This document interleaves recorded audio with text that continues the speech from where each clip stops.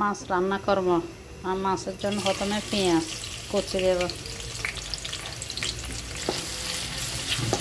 লবণ দেব, টমেটো দেব,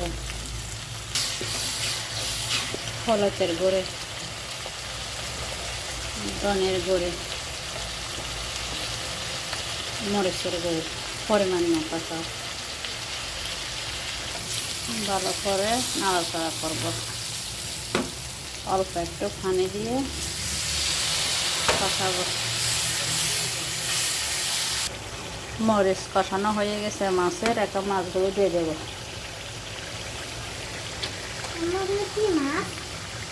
একটা মাছ মাছগুলো দিয়েছি, এখন টমেটোগুলো দিয়ে দেবো।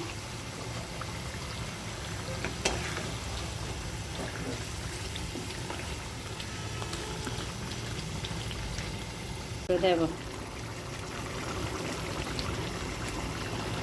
আর একটু পানি দেব। আমার মাছ রান্না হয়ে গেছে, এখন ধনিয়া পাতা দিয়ে নামিয়ে ফেলবো।